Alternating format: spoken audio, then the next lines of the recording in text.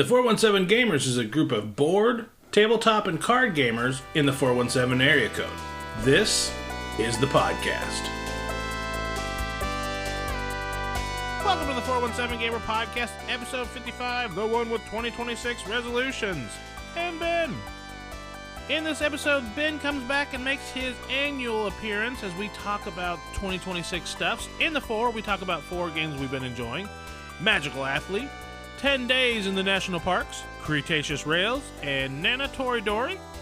In the 1 topic of the show, we talk about how we did on our 2025 New Year's resolutions and our New Year's resolutions for 2026. And in the 7, we talk about our 7 favorite games that were published in 2025. Without further ado, the 417 Gamer Podcast. Happy New Year! Welcome to the 417 Gamer Podcast. My name's Rick. And I'm Andrea. And we're joined by our annual guest, Ben. They've let me out of the basement again.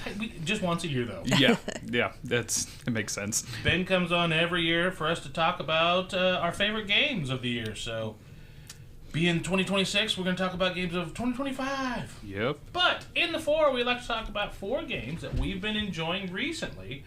I'm going to kick us off with Magical Athlete. Magical Athlete is a reprint. It's a reworking of a early 2000s game that Tom Vassell championed over and over on the Dice Tower that was ugly as whatever. So CMKY Games got with Richard Garfield of Magic the Gathering and King of Tokyo fame. They retooled some characters. They made the art kind of reminiscent of, Yellow Submarine Beetles art. Yeah. They put out a board that's pleasing to look at, kind of. And they put it out there. It plays 2 to 6 players. It is a roll and move game. Everybody gets a die, you roll and you move your character. But every character has a power that breaks the game. Some more to the fun part, and some more to the painful part, but it also depends on how they interact with each other. So, like Gunk makes everybody subtract 1 from their roll.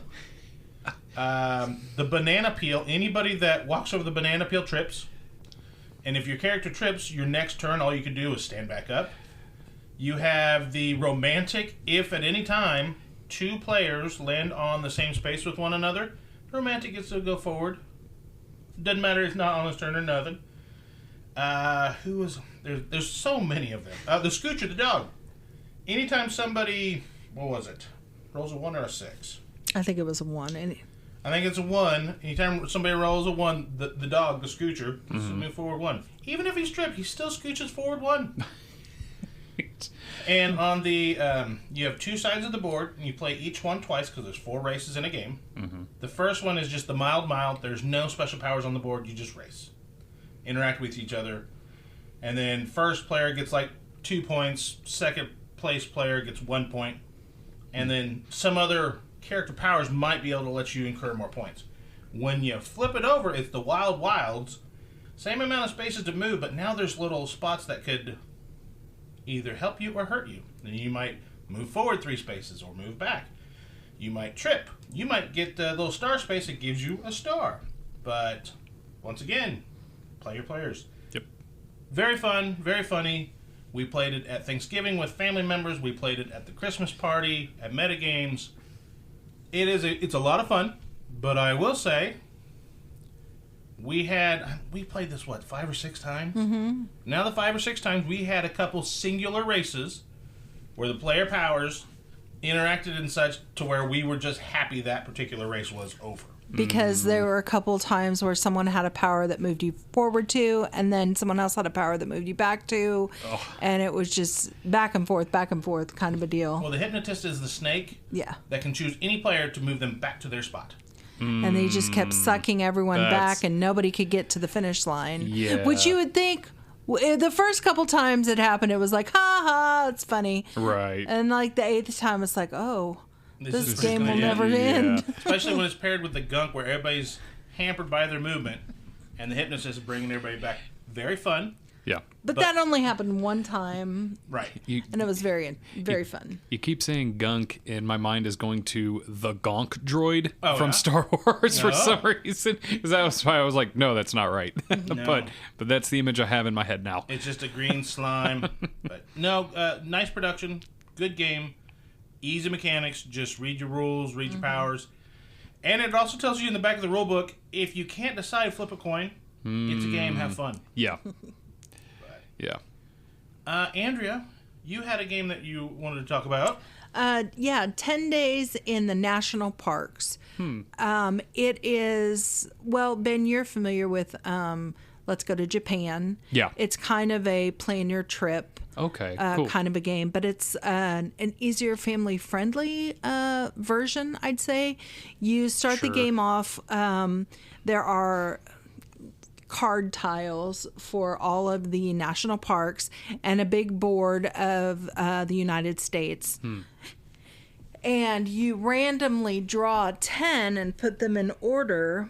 And then once you have them in order, you're not allowed to rearrange them. Right. Yeah. And you have to discard and draw until you are able to get your trip plan from day 1 to day 10. But you have to be able to go from park to park in a logical way. Like if you're going from Hawaii to, the La Brea Tar Pits, you have had to have had either a plane or a boat, and those are certain tiles that you have to draw and put in their proper spot in your trip. Some Okay. parks you can walk between because they're touching. Yeah. Some you can connect because they're the same color, and you can rent a motor coach. But anyway, whoever can get their 10 tiles ordered in such a way that you're able to get from Park 1 to Park 10 is the winner. Yeah, And- it's fairly quick. Nice. Designed by Alan R. Moon. It is published by the Op. So, yeah, we played it at... So, I had a personal challenge from last year that I didn't put on my New Year's resolution, but I wanted to play 100 new-to-me games. Yeah. So, New Year's Eve game day at Village Meeple, we got out there. We played like 7 or 8 games, and this was one of them, and I would say this is probably one of the better ones. Yeah, I Light. Nice. I would pick it up if we won it in the thing, Yeah. or found it super cheap, I'd get it for a family member. Yeah, it's a great family weight game. Good Nice. educational value for kids. Good. And as I know, I helped with some of those games in a recent hangout between you and I. Yeah. Introducing you to some of the new games that I had. So. Sure did. Ben. So, yes, I'm going to talk about Cretaceous Rails. This was designed by Ann Journey, and I can't remember the name of the company that published it. This was a game that I had seen pop up on Kickstarter. And I was like, well, trains and dinosaurs. What, like, two of my favorite themes in board games. Like, let's go. So much autism there. Oh my gosh. And so, so the game is really interesting. You have a 4x4 grid of action tiles where when you take an action, you put your action marker between 2 tiles, and you get both of those actions. A lot of the game is you building out a rail network into a jungle with tourists and dinosaurs everywhere. You're cutting down the jungle so that the tourists can see the dinosaurs. You're then picking up the dinosaurs and taking them back to your resort, where you have a hand of cards that you can constantly add to, where you're building out your resort. They call them the resort cards. And so everything you're collecting in the game is always worth some amount of points at the end of the game. Your resort kind of gives you all of your rule breakers for your actions. It's been a lot of fun. I played it. I think I played it 7 times since October, which was the Moon City Con extra game day gathering was when I first played it. So to have played it 7 times within a 2-month span is honestly impressive. So it's been a lot of fun. And I'm definitely happy with that game, and that's something that I'm looking forward to playing some of the expansion content with, and getting more expansion content that was run on GameFound a little later last year. So more to come for that game. Have you gotten to play any of the expansions yet? No, because I'm always teaching it. Yeah. And There's the Skies one. Yeah, so you have Cretaceous Skies. Cretaceous Seas is the new one that was funded on GameFound. Obviously, I do not have that one just yet, but the Cretaceous Skies adds a few modules into the game, some of which is one that I'm more interested in, I think, now that like I've introduced it to more than a few people. There's asymmetric starting to the game now in the Cretaceous Skies. So that's and that's a module that they added, and there's a few other things that I've looked through, but just will need to kind of get that to the table. And the publisher on that is Spielkraft. Spielkraft, thank you. The last game we're going to talk about is another game that Andrea and I got played at the Village Meeple Game Day, is Nanatoridori. There's been a lot of card shedding games this year. Jungo is another one that was kind of on our honorable mentions. Spoiler for the top 7. Doesn't hit our list. It's very fun. It's very reminiscent of Scout. Somebody plays a hand of cards. The next person tries to beat it. Okay. With Nanatoridori, it's all pairs. So you have, and all the cards are beautifully illustrated birds. Oh, okay. And then, so if you beat the previous player's cards, you can pick those cards up, add them to your hand, or toss them in the discard. And if you toss them in the discard, the player you pick them up from can add them back to their hand, or they can draw new cards from the deck to their hand. Interesting. A lot of different things that from other games that I like all in one. I'd have to give that one a try. Yeah, it's in their library. Give it a try. But the whole time we've played each of these card shedding games, I'd rather just play Scout. It's a good game, and if you don't have Scout and you can't get a hold of Scout or never played Scout, Scout is really good. Play some card shedding games. But whenever you play that one that just does it right, and you play a whole bunch of others that are trying to do their own take on it, and you're just like, it's just not quite as tight as game X, even though I'm playing all of games Y's and Z's. And that's how we both felt, I think, about Nanatoridori. I agree. We have several games of this genre. They're very pretty cards. I was very impressed with the art. It was a good-looking game. It's just we don't have a need for this particular one in our collection, as we already have so many like that. Fair enough. The designer is Toshiko Aro, and it is published by Arclight Games. And this was a recommendation from Sansu over at Village Meeple. She knows it, she loves it, and she'd be more than happy to teach you. And just because it's not going to enter our collection, it might be perfect for you. Yeah. Now, Ben, you came on here for us to talk about our top games and our New Year's resolutions. So let's go on to the one. We'll talk New Year's resolutions. Village Meeple is Springfield, Missouri's family-friendly board game cafe. They boast a library to check out games of over 500 titles. They feature weekly events like We Teach Wednesdays, Saturday Demo Days with Sansu, and Board Game Friends Assemble. They also feature monthly events like Puzzle Showdown, board game tournaments, and much more. Their retail space has the board games that you might have checked out that maybe you want to take home with you, as well as they like to feature local vendors that have a nerdy flair to their handcrafted goods. New to Village Meeple next year will be the Rolling Meeple Food Truck, which will be featuring flatties. What are flatties? Well, for information on the Rolling Meeple flatties and everything else, go to villagemeeple.com and find Village Meeple at 1570 East Battlefield, Suite F in Springfield, Missouri. Village Meeple, Springfield's friendly board game cafe. The one topic of the show is our New Year's resolutions. We're looking back at 2025 and looking forward at 2026. First, we're going to look back. Ben's 2025 New Year's resolution was do scheduled games, i.e. Dune, John Company, Paranoia, and games of that ilk. Yeah, and any large games that would take extra amount of time. How'd you do? I have to say, 50%. And what I mean by 50% is the games got scheduled Yeah. and then fell through. Life and adults, man. Yeah. Although I will say Dune technically did get played at Moon City Con. I did technically schedule that. Yeah. But I felt that was against the spirit of the resolution, where it was something that I was doing outside of a convention. But at least out of the games you mentioned, Dune did get played, and I intend to do it again at Moon City Con. Well, when we were talking on that podcast, those are just, some examples. Yeah. You got Arcs played a few times, and Arcs is not a light game. No. Now the nice thing about Arcs is that, like, Arcs is a game where, like, I could bring it out on a Thursday night and we can play a game. Gotcha. And that's awesome of Arcs. But obviously the big thing about Arcs is playing the campaign, the 3-game campaign, which I did do at Moon City Con, and I split it up. I split 1 game per day.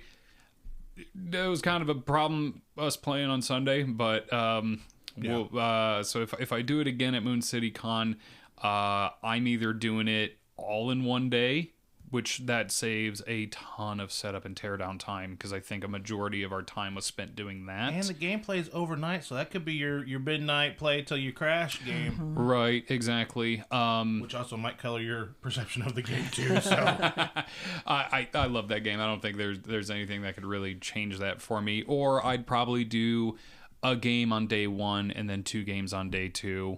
Arcs was just not something I should have played day 3. Yeah, some late night games have colored my perception of games for the better and the worse. Sure. Like, there was a Pictionary style game that you were doing pixel art. You're taking these black blocks and you're trying to build your art, but you only had so much time. Interesting. So you're trying to build that, and I played that at Geekway a long time ago. I was like, oh, this is fun. We're playing it at 3 a.m, laughing our butts off. And then I got it and tried to play it with friends later. I'm like, oh, this is not fun. We're sober and we're awake. Yeah, there are some games like that. Absolutely. That's rough. Andrea, your New Year's resolution from last year is a 10x10 and get them done. Hardcore, no changes. Yeah, we shouldn't have been so hardcore. She came in 2025 ready to take 2025 by the horns. By the horns and with the gusto. Oh, that is not the motion he just made. But yeah, it's a horn. Sure. But we got halfway there. Well, living on a prayer. One of the games that we'd had on there was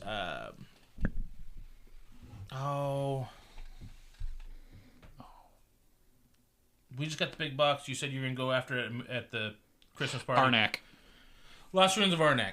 And we had got some conflicting reports that the big box wasn't going to hit this summer, that it might get pushed back. And we're like, well, if we're not going to get the big stuff and we're not going to get the campaign, maybe we kick it off our list. Plus, we played Obsession. Yeah. With some other friends, and she loved Obsession. We got it played 5 more times. We got Obsession played 6 times, so we kicked Arnak off for that. Okay.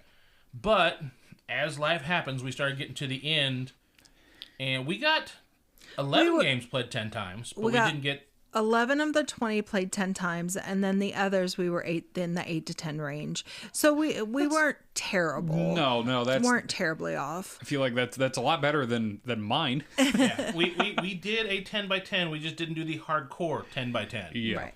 And I will say one of the 10x10 was kind of a cop out because it was Crocodile. Because we have 76 plays of Crokinole last year. Yeah. But a lot of it was, if you considered me and you playing best to 10 games, a game, we did that quite a few times. Yeah. So, but 10x10 hardcore, no. 10x10, yeah. Yeah, I'd say 75% complete. Yeah. And I always throw myself like 2 to 5 resolutions. So, Cole 30 games by June. That was achieved. Actually, I got that done, I think, April or May. Dang. There was the Metagames Christmas, or not Christmas, the garage sale that happens in the springtime. Yeah. We had 22 games done then. We did.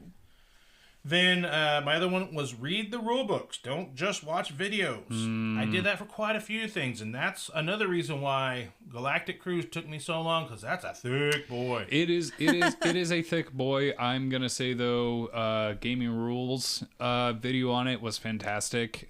We watched RTF, and that helped us get back into it, because when I read that thick boy, I had it at Thanksgiving. Mm-hmm.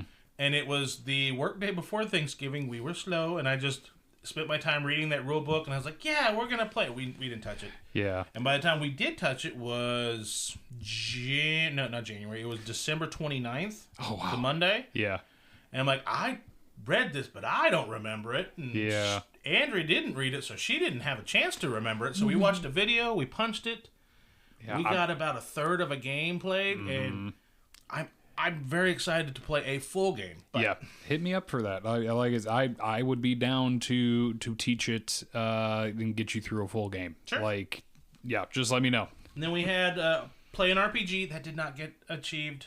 Mm-hmm. But we did find like 3 or 4 friends and family members like, oh, I'd love to sit down for an RPG. Mm-hmm. I'm like, well, I don't know the rules to D&D. If you don't care, I might, throw you into Savage Worlds and just refresh myself. I'm like, yeah, we do that. Fair. I have more than enough stuff to do that, so I'm going to go dive back into Savage Worlds, because Andrea's not big into horror compilations, because I have a lot of stuff for, I think it's Dead End. Okay. Because I've got 2 full seasons of Dead End, but she's not big into zombies and horror. She likes high fantasy, so I'm going to try and find some high fantasy stories to go through and see if I can. Okay. Yeah, I was like, not necessarily high fantasy, but it's like one of the games that you mentioned in my resolutions, Paranoia, is an RPG that I've been wanting to run because I've had the book for a while. So if that ends up being anything you're interested in. Okay. So yeah. That one's more sci-fi, but yeah, there's a hook to it. What was the hook to it? So we talked about it a year ago. Yeah. So the hook to Paranoia, I guess there's kind of 2 hooks, but you're in a future society where you're in a crumbling complex where the computer that runs everything swears that everything is working perfectly and nothing is wrong. Nothing could ever be wrong. But the other big hook on it is the character creation, because that's something you do together. Yeah, and people can put stuff on your character. Yeah, and so like the first thing that happens is you will pick a positive trait in something, and whatever value that was, the person to your left has to take that trait as a negative in that number. So you have that, and then you also get to write 3 positive adjectives about yourself. And then you have to hand your sheet to the player to the right, and they're going to take one of those adjectives and flip it to its antonym. Oh. So, and that's your character, and there's not a whole lot of rules overhead into it. There's a lot of stuff where you could honestly just go in knowing nothing and have your GM kind of tell you all that you need to do throughout the game, because it is just more of like, what do you want to do? Here's how you're going to roll, and here's what you're going to roll, and what you need to succeed and whatnot. So there's a lot you could learn on the fly with that, where versus like, D&D, where it's like, okay, like you might need to pick a character ahead of time, set everything up. No, that's something you can actually all do together, and only the DM would need to know how to play the game. Yeah, sign us up. That sounds good. Sure thing. And then the last one was build my H score to 30. And at that time, I think my H score was either 27 or 28. And what is an H score? So the H score is the H score is how many of your games have been played how many times. So we have at least 30 games we've played 30 times. And now we're shooting for 31, and I think we have 7 plays to get that done. Nice. Is that all time? Yes. I assume. Yep, that's all time. See now you got me interested in what my H index is. Yeah, yeah, I'm not even half that. I'm at 12. Yeah, and that's another one, diving back into some of your favorite games. Yeah. Because now we're at 30. We have 30 games to look at. Like, ooh, we haven't played that in a while. We love that. Yeah. Mm-hmm. Why are we in some of it's Cult of the New? Some of it's like, ooh, shiny. Ooh, shiny. Yeah. Ooh. But so yeah, Andrea very much helped me. I think the last one we had to do towards the end of the year, I think I needed 3 or 4 plays of Star Realms. Okay. Not Star Trek Star Realms, because I count that separate. Oh, okay. I was gonna ask. That Same thing with Splendor and Splendor Marvel. And Splendor Marvel's about to catch regular Splendor, to where there may be a time that I have to try and find somebody that still has regular Splendor if I really want to keep that, or just abandon it and play other stuff. Yeah, I mean, you might find something quick that'll overtake it, and then you can just let it go. You know, because Dixit was also one we got played at Christmas time. That was one that I needed to play, and that's when it usually gets played is Christmas time. Okay. Dixit pops out because my mom likes to play it. Yeah. My sister has her copy with 2 or 3 expansions. My copy has 2 or 3 expansions. And actually, my sister has one of the newer versions that has a scoreboard. That's actually a nice, pleasing scoreboard. Mine is one that kind of opens and folds, and it's just a track that goes up and back. Yeah. And it's fine. It works. Sure. But my sister's was a nicer board where there's different squares that they move into, and if you knock people down, it's not laying across 3 different numbers like, oh, where were you? And which won't matter to me at Christmas time, but then you have your family members that are all of a sudden really, really competitive over a game that really doesn't matter that much. No. But I want them to have fun. Yeah. So Let them be competitive. I'm glad Wendy has that newer version. And so that's how we did last year. New Year's resolutions. Now we're making New Year's resolutions this year. Yeah. Who wants to go first? Me. All right, Ben, what is your 2026 New Year's resolutions? Yes. So for me, I think considering the 50% success rate of the one from last year, I'm going to carry that one forward. Games? Yeah, I'm going to carry that one forward this year. And then I'm going to steal a little bit from you. I am going to also cull some games. I have a goal to cull some games from the collection. I do have a lot, and a lot always comes in. Try to get it all played. That's incredibly tough. But that is a small goal. I don't have a hard number for it because I think for me it's more of a space thing, because oftentimes there are some games that I haven't touched in like a year and a half that end up getting pulled out because like a friend of ours, Matt, hit me up, asked me if he could play Maglev Metro. It had been I think my last play was with you at some point last year. You helped us get it off our unplayed shelf. Yes. And he credited our discussion from last year's podcast. And he said I made it sound really cool, and so he wanted me to bring it out, and we played it, and he beat me by a single point, and I still haven't forgiven him because that was... Yeah, don't go back to Matapalooza until he apologizes. that was hard fought on both sides, because I thought I was running away with it, and then everyone else went, oh, I get what I need to do. Yeah. And then, when it came to tallying up the points, it was just... so close. I'm glad I got 3 plays with that sucker in, because it is after that first game of Maglev Metro. It's that epiphany. There's 2 of them. The first epiphany is when you figure out how to make everything run. Yeah. And then it's the epiphany towards the end when you see the points accumulating going, oh, not only do I now know how things work, I know how to get those points more efficiently and hopefully better. Yeah. But then things might get put out in a different order that changes everything, but... Yeah, like where you are in turn order also matters heavily in those first 2 rounds, because you get to see what everyone else is doing, so you can kind of either pivot away if there's one thing that everyone's going for and you can go for something that they aren't early, or maybe it's like everyone's kind of going in equal measures, so it's like, okay, what do I go into then? So that's different every time. Maglev Metro is just really good, and that's why I had it in my top 7 of all-time games from last year's podcast. Nice. So cull some games. Yeah, I think cull some games, absolutely. So in that same theme, not culling games, but understanding, having that epiphany moment, one of my resolutions is to play 5 new games twice. What? Okay. We don't do that here. We don't do that here. I can't tell you how many games come through this house, and Rick will teach it to me, and I don't fully understand how the game works until the last couple turns, and then I'm finally clicking in on it. I'm like, okay. Yeah. And then we never play it again. I know. It's like that meme, when do we get to play this again? That's Never. the neat part. We don't. Never.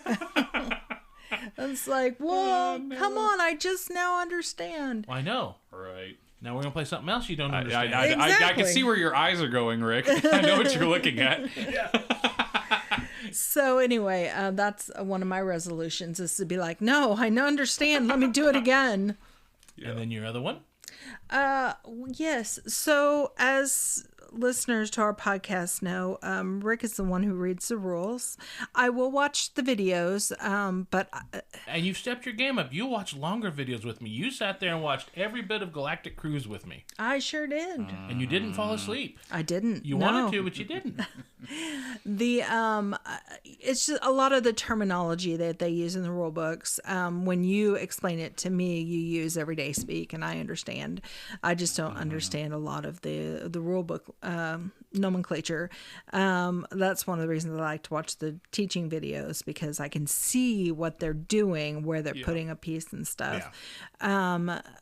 But I also rely on Rick for another aspect of my gaming, and that is to calculate my points for me in the more complicated games. Like Flip 7, I can count to 30. You can 30 or 200, depending on how you're doing. Yeah.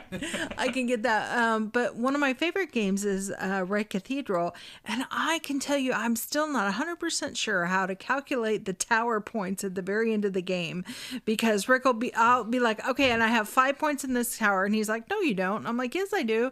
He's like, no, because he has one piece here, and they have one piece here, and you have 2 pieces here, and they're wearing a green hat, and he stole the green hat, so you only get 2 points. Guns of Dunshire, yeah. But it's the cone. So to be able to correctly calculate my own points with a little help from you, of course. Yeah. But there comes a time where I'm like, fine, just tell me how many points I got. Yeah. Understood. That's cool. So per the usual, I have a whole bunch. I'm softcore, 10 by 10. I want to play 10 games 10 times, and I don't care which. Yeah. And I told her, and I said, this year, we'll just play what we want, because there's a couple 2 players we'll just get really hot into. Yeah. This year was, what did we pull off the shelf all the time? Botnik and something else. Splendor Duel. Splendor Duel. I love hearing. I don't know why. I love hearing Botnik come up for some reason, just because I know Seth turned me onto that, and then I turned literally everyone else in our group onto it. You infected everybody with the weeds. I really did. As a game like that should do. And then the year previous was Agricola, All Creatures Big and Small, and Patchwork. Like every year, we really glom onto like 1 or 2 2-player games. Yeah. It just sits on the front table. When we have a few minutes, we'll flip it out. And I know it's perfect. This right here is blocking, but when you pull that out, there's like 6 or 7 2-player games. There's Mandala back there. There's, Trombone. We love Trombone. Trombone is so good. I know. It's deceptive, and I would love for it to get a reprint where somebody redid the art slightly. And actually, the art's not that bad. It's not. It looks bland, and when you play it, you're like, yeah, this is a bland theme, but when you're done, you're like, that's a really good game. Yeah. Exactly. But softcore 10 by 10, when we look towards October, November, we'll look at how many games we've been playing and be like, all right, we're close on these games, let's focus in on those. Okay. That way, Andrea gets to play some of these twice. Mm-hmm. Yep. Maybe 10 times. Ooh, who knows?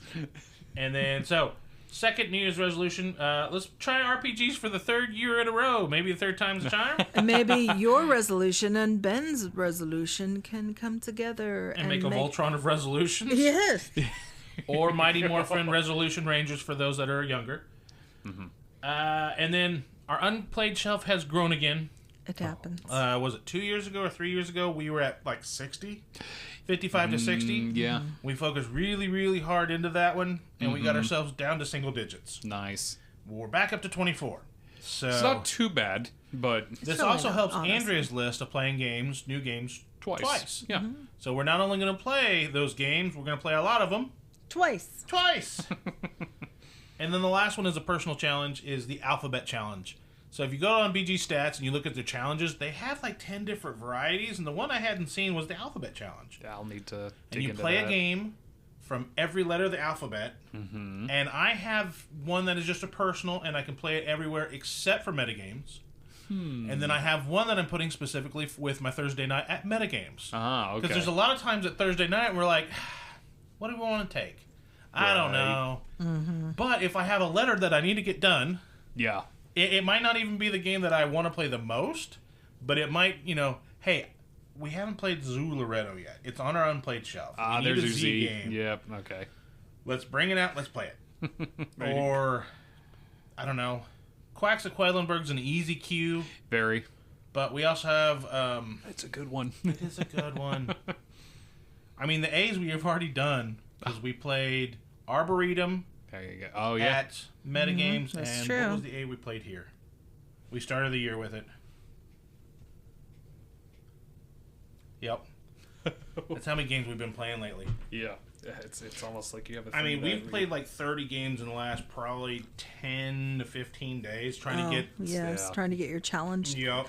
All of your challenges wrapped up. Yeah. Above and Below Haunted. There we go. We played that as our first game of 2026. Nice. And then we played Lorenzo El Magnifico at Metagames. So I have 2 letters down at Metagames, and I have 1 letter down everywhere else. But so those are my New Year's resolutions. Hey, what are some of your New Year's resolutions if you're listening to the podcast?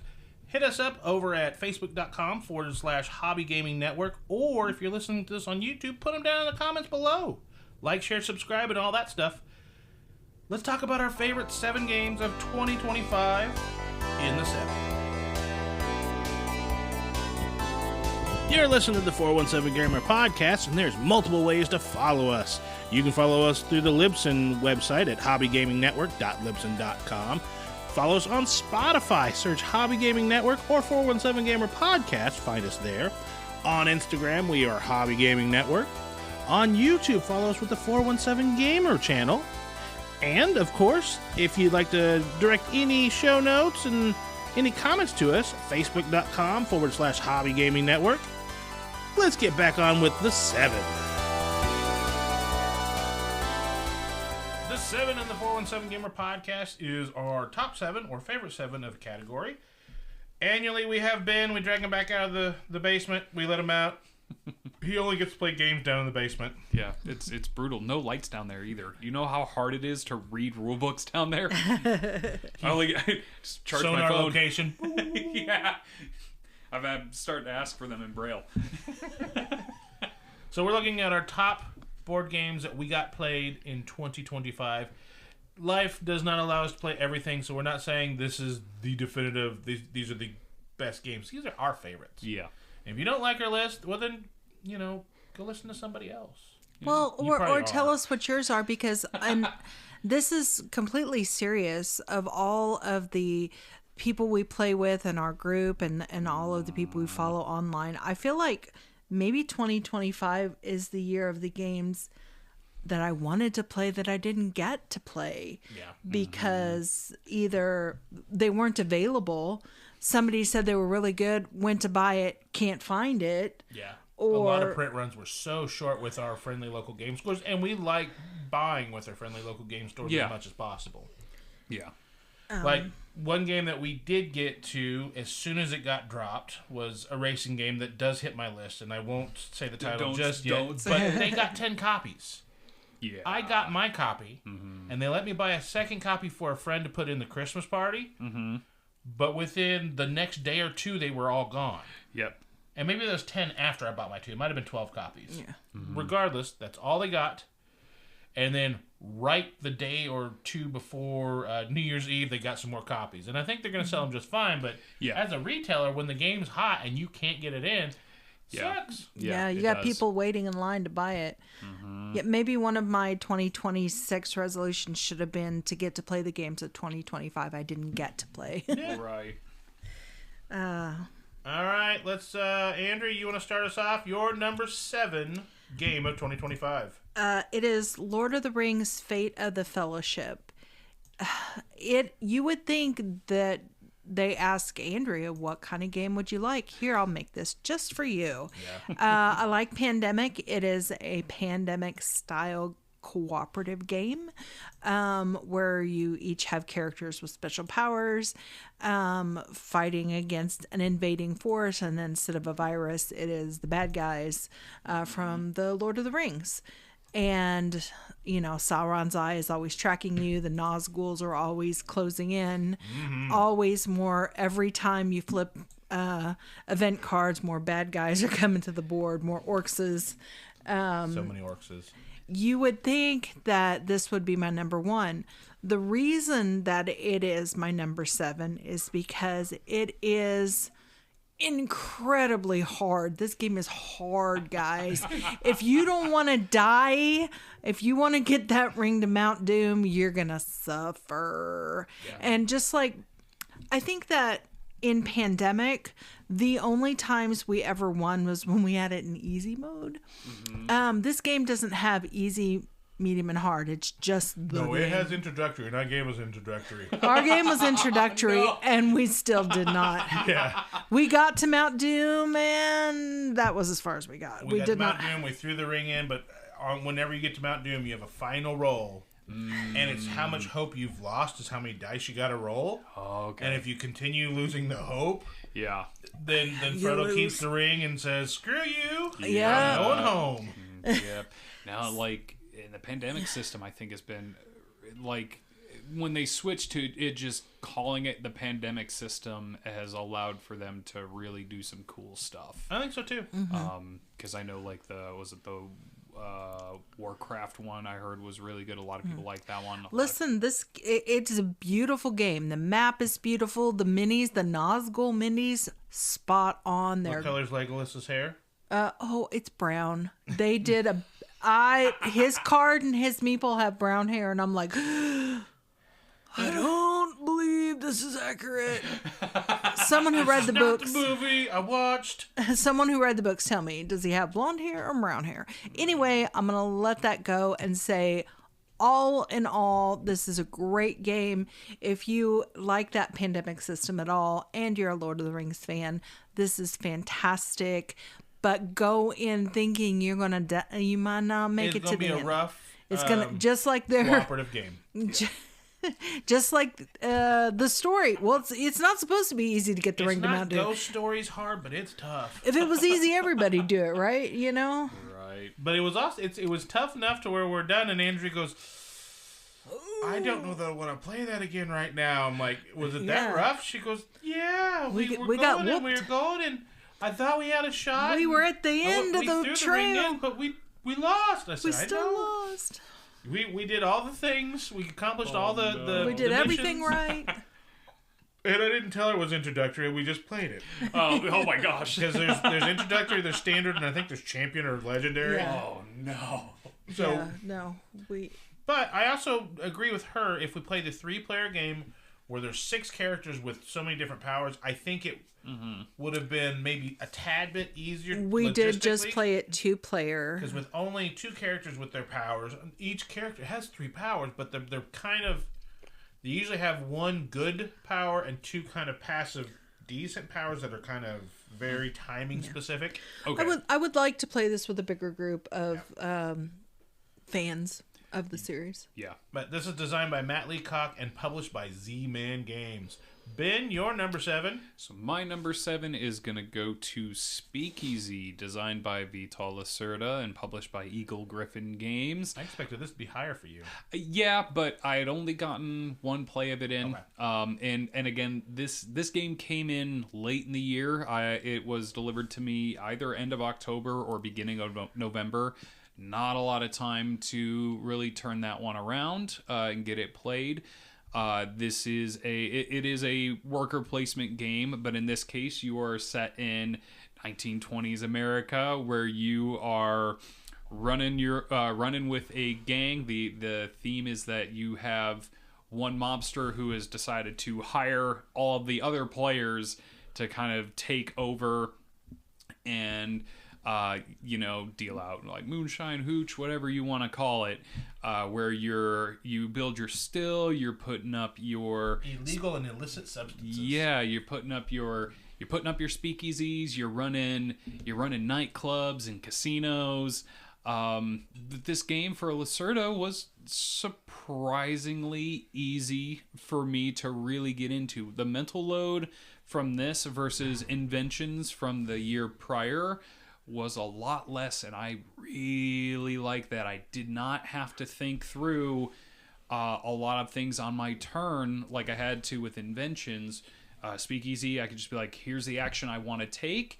The point of the game is to make money, and the game makes it very clear as to how you make that money. And the theme is just chef's kiss. It's so good.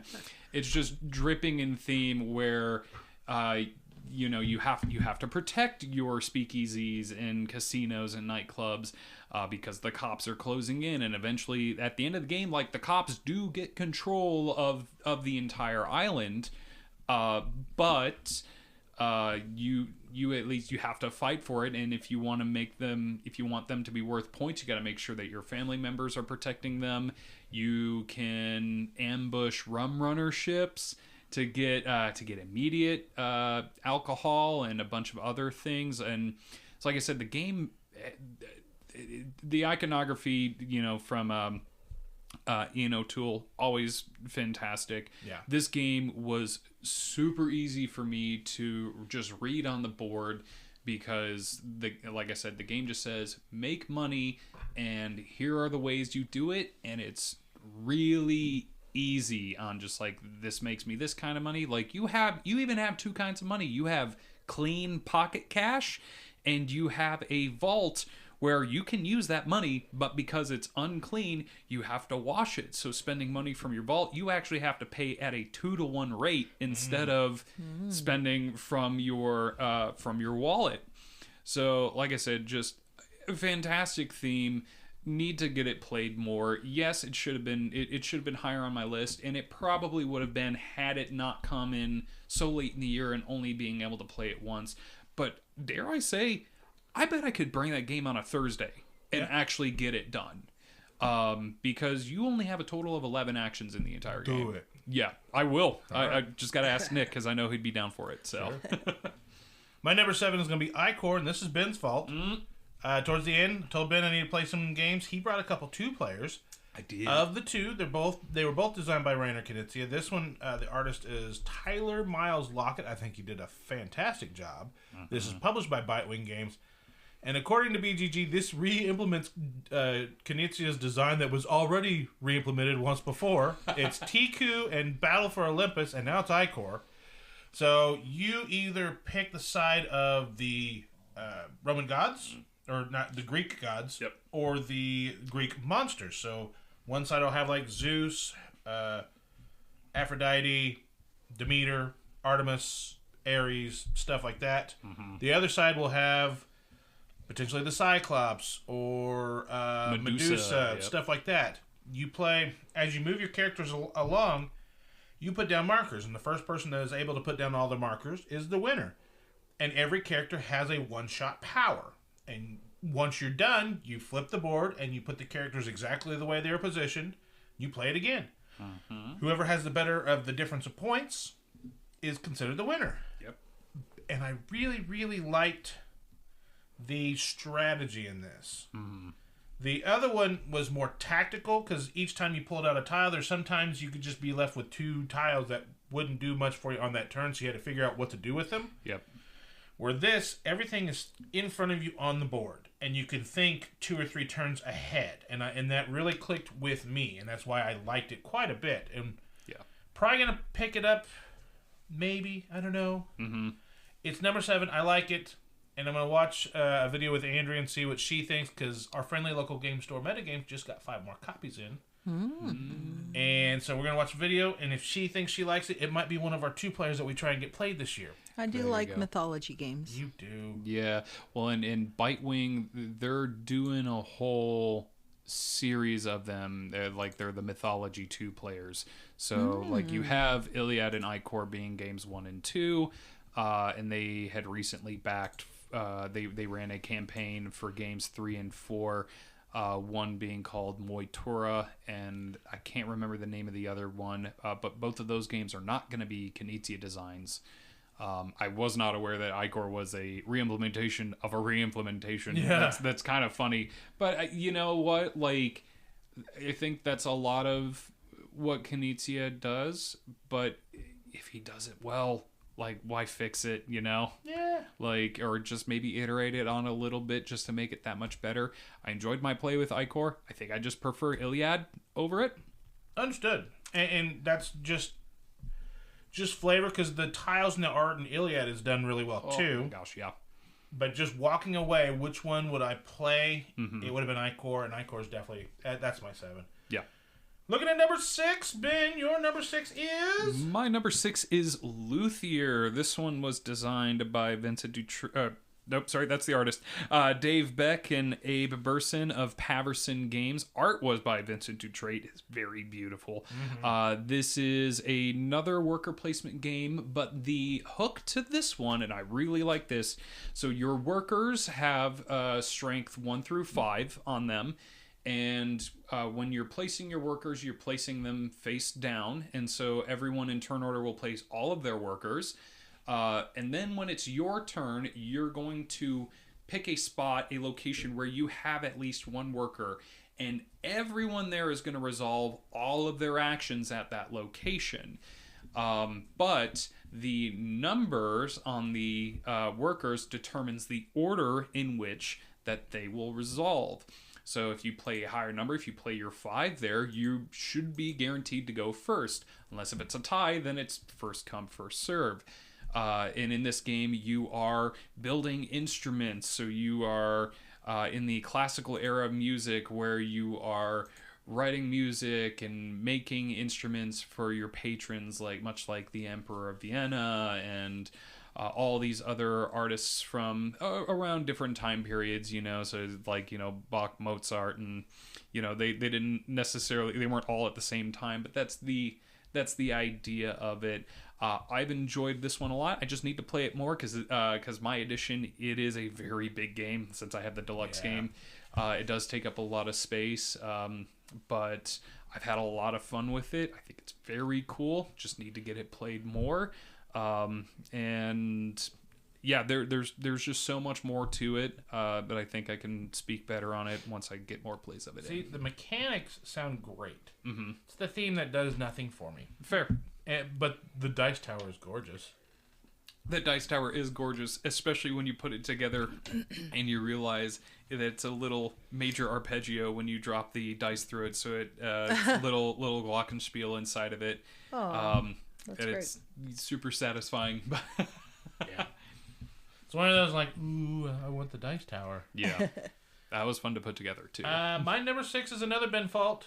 This is, there's 3 Ben Faults on this one. As it should. Cretaceous Rails. Cretaceous Rails is by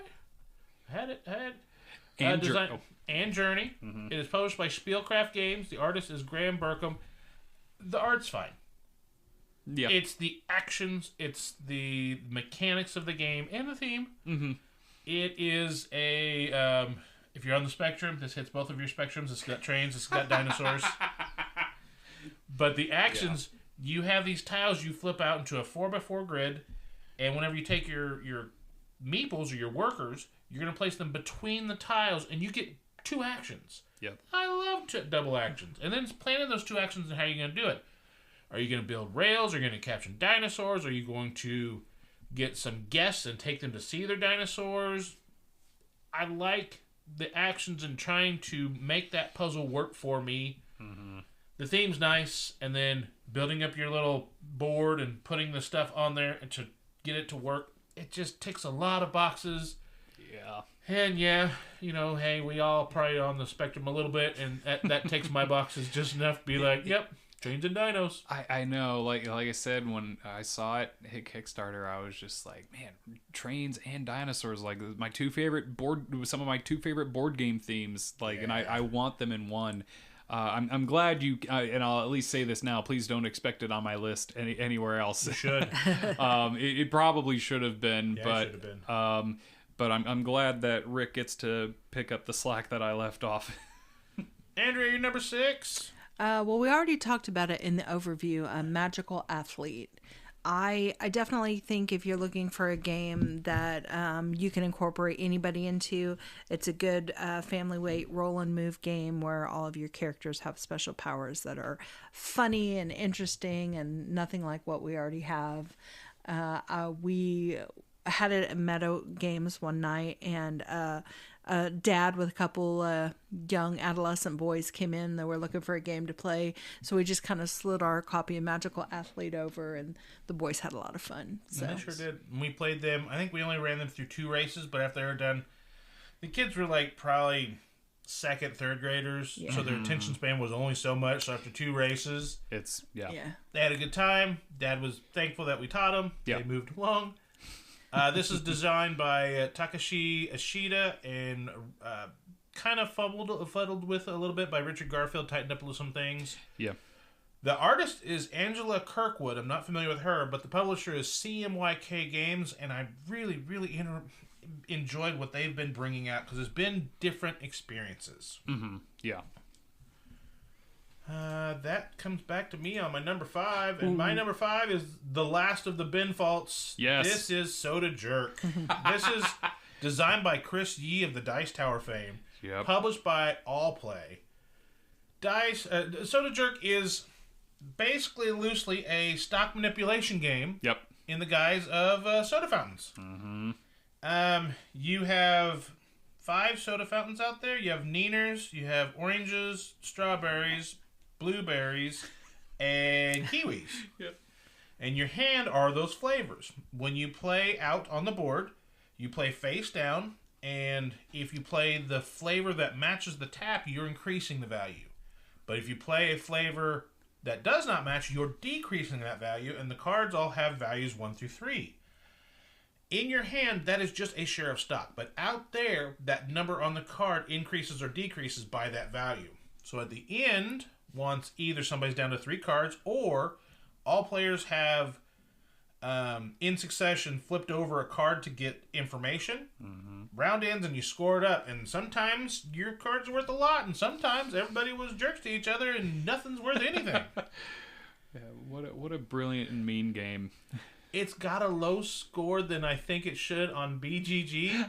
It's got a 6.9. But man, every time we've played this, the people we've played with like, ooh, either I want to go again or do they have that up there?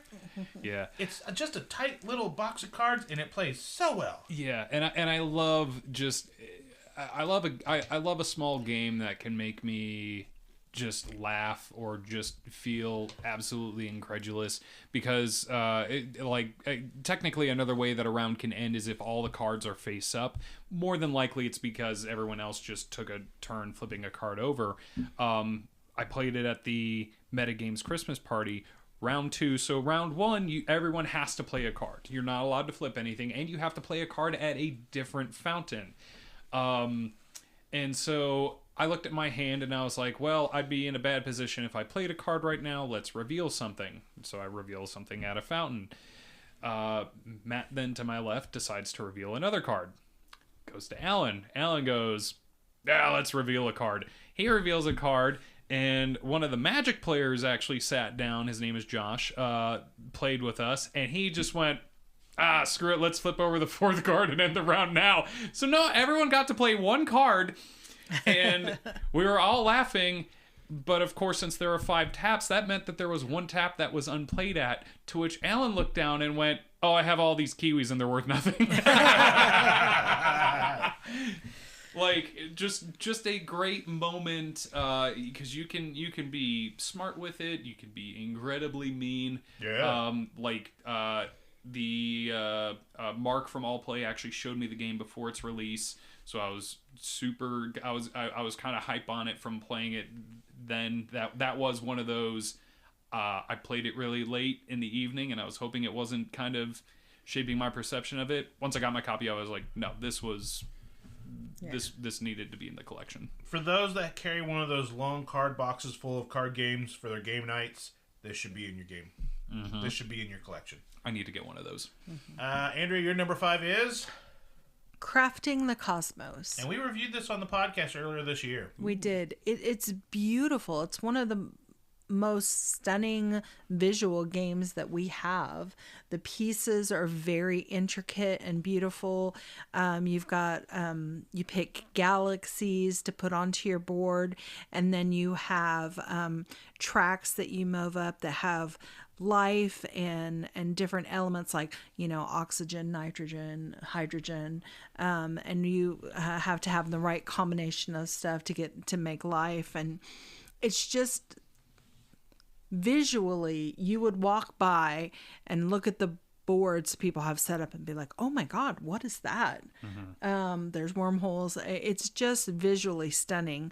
My only criticism and why it's not higher on my list is because some of the pieces are teeny tiny. The little life forms, they fit into slots on your board. Proto-lives, yeah. But man, they are smaller than a pea. They look like a nerd. You ever get a box of nerds? Yeah, a little. Of a nerd. Oh no! Yeah. Oh no! I was like, we're not running into the worm-span eggs thing again, are we? Oh, smaller. Smaller than Yeah, Smaller than well, I was worm-span more eggs. referring to the candy accusation. Yeah. No, they truly do, and they're the same purpley color as nerds. But Purpley yeah, on one side, green on the other. that's true because you flip them when you move them up the track. But yes, it's visually stunning. I really like the scientific theme of this game. Not higher on my list just because some of the components are so small. You would not be able to play this with children. Yeah. This is designed by David Gordon and Tam and published by Office Dog Games. Ben, your number 5 is? My number 5 is Skara Brae. This one is designed by Shem Phillips and published by his company Garfield Games. I will go ahead and say, honestly, this spot could have gone to literally any of the Garfield Games releases from this year. They had 3 games come out and 3 expansions, or technically 4 expansions come out this year. The only reason the Anarchy didn't show up on here is I haven't played it with other people. I played it solo, but I kind of prefer to play it with other people to get a better feel on it where it'd be in the list. And Assyria 2nd Edition came later in the year. Just haven't had the chance to play it yet, but I'm certain that I will get that to my table soon. But in Skara Brae, you are playing one of the earliest known human civilizations that we have records of, where they, in this game, you are just managing your resources. So every turn, what you do is you draft a card. You're drafting usually a person into your village, or picking up some sort of tool, utensil, or hut to help keep your people warm.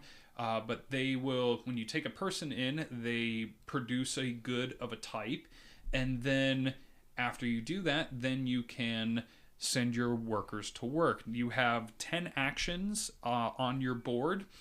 And you only, in the first round, you get 1 worker. So you have to pick your actions carefully. But then in round 2, you get 2 workers. In round 3, you get 3 of them. And in round 4, you get all 4 of your workers. So you're building up. But the neat thing is that on your board, you have this slider. So you technically can hold a lot of resources. But every time you would fill it up past the slider, you have to move the slider forward. And you can then put in more resources. But as you move your slider up, you're going to accumulate what's called midden at the end of the round. This is just waste. This is the only resource in the game that you can't use. There are 10 plus resources in this game, and there's tons of things to do in it, but it really does just boil down to a simple resource management game where at the end of the round you need to feed your people and then you produce waste. And at the end of the game, all that waste you collect, you can clean it up, but any waste you have left over is worth negative points. So you're trying to kind of juggle everything with a growing civilization, and you have a lot of ways to kind of cheat things where you can build huts so you don't have to feed your people. Maybe that's not in your game plan. You found a way to produce a ton of food so you don't need to worry about that. Yeah, if you put them in their house, they can feed their own darn selves. Yeah, a lot of fun. Surprisingly, I'd say low scoring games. Nothing too crazy outside of like 50, 60, or 70 points. This one's been a lot of fun. Like playing it with Catherine, her and I and Brian, we get this game done in less than an hour. We cruise through that game. It almost feels like his homage to Uwe, because you have to feed your people and the resource management and all that stuff. Yeah, and done in the Shem Phillips style. I've enjoyed this game immensely. And with it being on the Garfield games smaller box size, it's easier to carry around. Just been a lot of fun. I'm happy to have it, and I'm sure that's one that's going to get played plenty more times this year. Nice. Before I go on to number 4, I do want to go back. About every year, there's a card game that really grabs me. Soda's Rick was this year. Last year was Flip 7. The year before was Scout. I'm really excited to see what 2026 is going to bring, because I love my little card games. Who knows? I might be the one to introduce it. Yeah, You might be. Well, because you enjoyed Morai, I think. I liked it. Yeah. For what it was, I like it because that's a trick taking game, but that's another conversation for another day. Yeah. Number 4, I'm going to take number 4, Tag Team. This is published by Scorpion Mask Games. This is designed by Gertja Gurman and Corton Lebrat. It's French designers, and I butchered your names, and I profusely apologize. The artist is Xavier Durin. I can do that one. Tag Team is an auto battler, and if you don't know what that is, you take... The game has 12 characters. Each person just takes 2 characters. Yep. You have decks. You take the top card of each of them. That's their starter cards. You put them whatever order you want to, and you flip them over for your first round. You do damage, you get health, you get some power, and then take your cards. You do not shuffle; they stay in the same order. You draw 1 card off the top of a shuffled deck of the two characters you picked. You decide where in that order you're going to put it, and you repeat, rinse and repeat until somebody has lost one of their characters. Although there's a couple characters that have an immediate win condition. Yeah. Some in their deck or some on their player card. Because every player has their own wrinkles. There's a Kung Fu guy that puts focus on characters, and then he has to have the focus on them first before he can then attack and then gets it back. There's Mordred that is building up power, and he really doesn't really hit until he gets all the power, but then he swings for the fences. Yeah. And just, there was...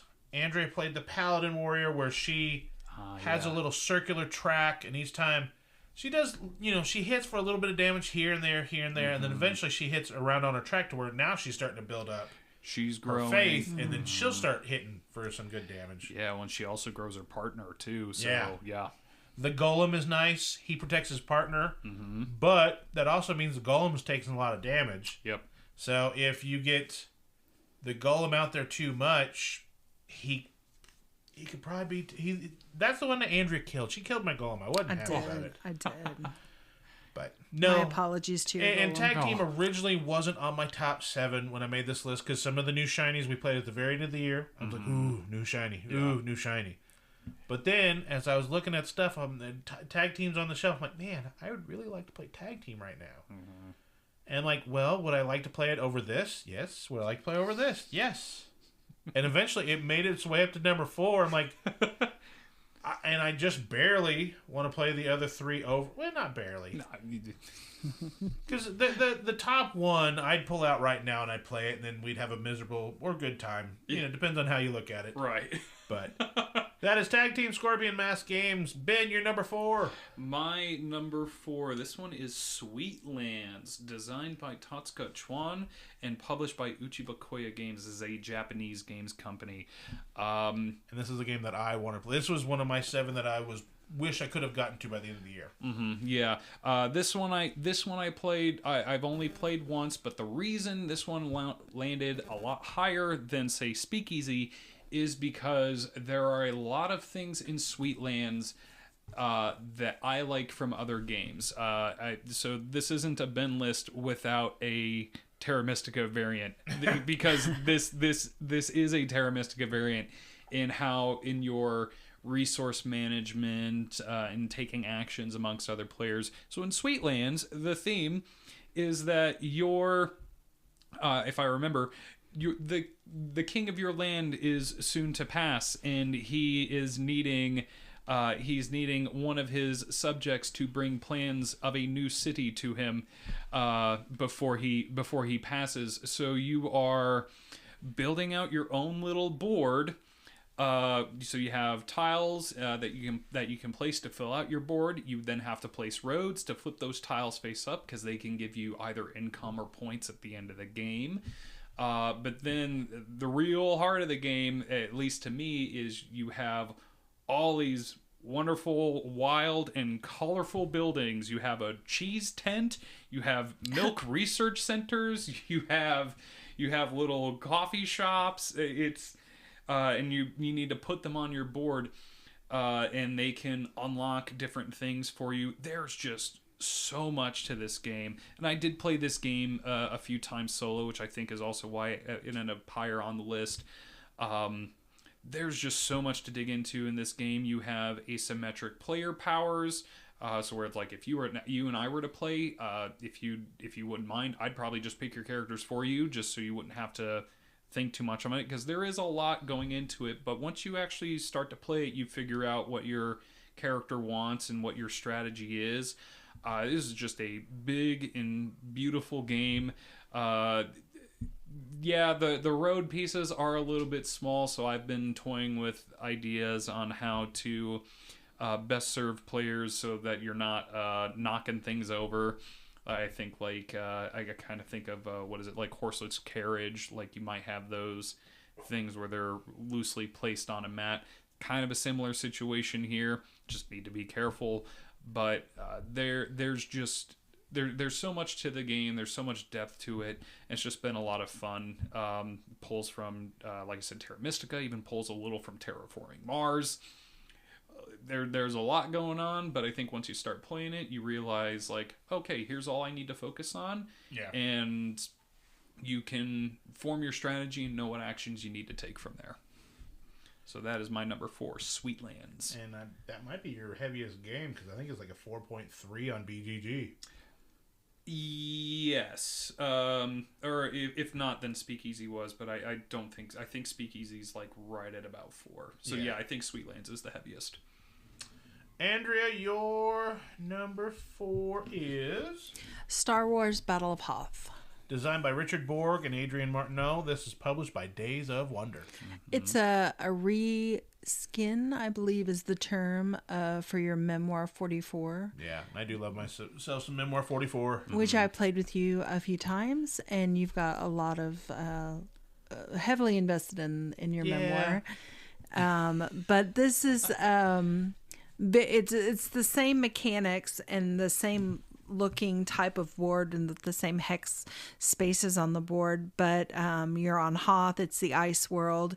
You've got the AT-ATs or AT-ATs coming at you, and there's snow speeders, and as the two forces collide in the middle, you roll dice for hits the same way you would in Memoir. I'm always like a good themed game. This is very spot on theme wise. Yep. The minis, you don't have to paint them or anything. Nope. They just come ready to go. They look really, really good. So if you have someone who's a Star Wars fan and a board game fan, this would be a great one to have. I've gotten to play it a couple of times. I actually really enjoyed it. I felt I looked at Memoir 44 and I was like, I feel like that one's just not for me. Yeah. Thought I'd be the same way about Battle for Hoth. No. I've enjoyed my plays of it very much. That's been a kind of holding me over. I'm still needing to play Star Wars Rebellion, I think. Yeah, the 2-player, the large 2-player one. But yeah, Battle for Hoth has been really good. Ben, your number 3. My number 3. This one is going to be Innovation 4th Edition or Ultimate. The Ultimate is the copy that I have. Sure. And this is by Carl Chudik and published by Asmodee Games. It's not a 2-player game. But this is probably the highest a 2-player game is ever going to get ranked on one of these lists, unless if I had played Dune War for Arrakis when I first got it. Innovation, you can play it at more than 2 players. It's definitely best at 2. Innovation, simply put, is a card-driven civilization game. Civ-themed game would be the best way. This is if you distilled all of the chaos of a Magic the Gathering Commander game, and you and your opponent are just playing some of the wildest card combos you can put together and conceive of to either drive the game to, we'll say, the end of time, or the end of current time, we should say, or maybe you've picked up a bunch of achievements and ended the game early. The game's a little hard to explain without actually showing it, but I have had a ton of fun playing the game this year. This is my most played game of the year. Because it's been really easy, because some games, sometimes it's like the game will go so quick, I just re-rack it and play it again with whoever I'm playing with. I've just had so much fun. Like this is I would call it like a beer and crackers game, or what some people, beer and pretzels game is what some people might refer to it as. It's just, so your weight. This is a 3.19. That's insane. It's not. It is not that heavy. I don't believe it. Maybe if you start to mix in the expansions. Beer and pretzels, kind of like Food Chain Magnet. No. Roads and boats. I've just had so much fun because this was I'd say this was a cult game that a lot of people talked about, that they really liked, and it piqued my interest, but I had no way of getting it until I saw that they were like, oh, hey, we're doing an Ultimate Edition. It'll be a 4th edition of the game, so that's kind of why I've included it here, because my understanding is there are significant differences between 3rd and 4th edition. So for a lot of people, it does feel like a new game who played older editions. Because it re-implements innovation. Innovation, artifacts of history. Innovation, cities of destiny. Yep. Innovation, echoes of the past. Yep. Innovation, figures in the sand. Those are all expansions. In fairness, those are all expansions, and you need the base game to play them. Play those. Right. So that's. But I've had so much fun with it just because of the wild and kind of crazy things that you can do. And figure out, there's no one strategy you're ever gonna carry from game to game. I can't wait to keep playing this one. This one's gonna stay in it. If I ever got out of gaming, which probably is not going to happen, but if I did, this one is staying behind. I could not let that go. This game is too good. So much fun. All right, Andrea, that brings us to your number 3, which is Tea Witches. This is one we got taught at New Year's, at the clock dropping. We took a little break, did a little toast, got a kiss. This is designed by Manny Vega, artist is Sandra Tang, and published by The Op. It almost feels a little bit like Quacks of Quedlinburg in the push your luck. You have a hand of cards, and instead of pulling ingredients out of your bag like you do in Quacks, you flip out cards onto your board. Your first 3 spaces are safe. Any more than that, if you flip out 2 witches of the same coven, you lose all the resources you would have gained on the cards. The reason you would try and push your luck and flip out a bunch of cards is whoever has flipped out the most cards gets to go first. And that's important because it is a worker placement type game where there are lots of resources out on the board that you're trying to collect to fulfill your tea orders. Either the orders of the witches, which you have flipped the cards for, or sometimes you'll have to-go orders. They're little bonus cards that you can collect. And if you can fulfill a to-go order, you get points that way.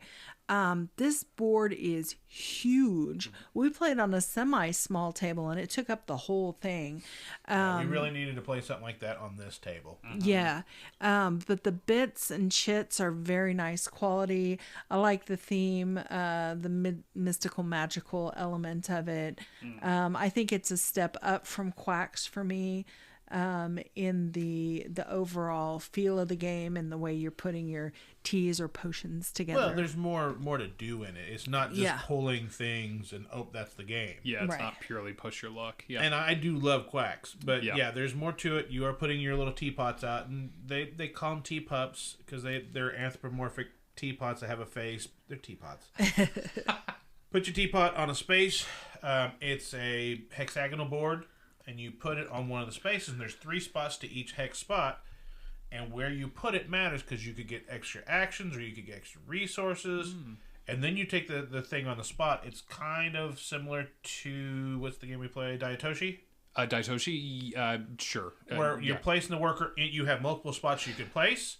You have a thing you can do there, and then you have an action below, depending on if you have the resources and all the stuff. Yes. This is an easier version of this with a different theme. But it's got very much that type of action. Okay. And then there's a central spot that can be rotated that have your ingredients. So if you want like green tea, black tea, brown tea, whatever, you rotate that in there and it's already a tea, and then you put your toppings or ingredients in there to satisfy. Very fun game. We're probably going to end up picking it up. She liked it that much. So we'll probably pick it up. Learn it, reread the rules, and learn it for our own stuff, because Sansu taught us, and she did a fantastic job. Yeah. But it was midnight.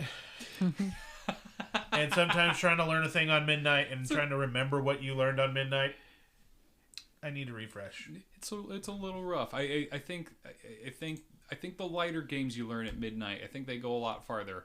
But you know, sometimes, but you know, you have strong enough for Andrea to have it under 3. Yeah. So I mean, it was a beautiful game. Honestly, really nice looking. Yeah, I want to say I'd seen more than a few copies of it because I think it came out earlier in the year. Yeah, I think over the summer it had its first short print run. Yeah, I want to say I had seen a few copies of it getting played at VentureCon. And I don't know if it's in stock at the moment because we were like, yeah, we should pick this up, and Sansu says, good luck. I'm like, what does that mean? She goes, it's out of stock right now, and she's like, I don't know who would have it. Well, I know some game stores that don't sell through some of their stuff very, very quickly that order too much, and they might be...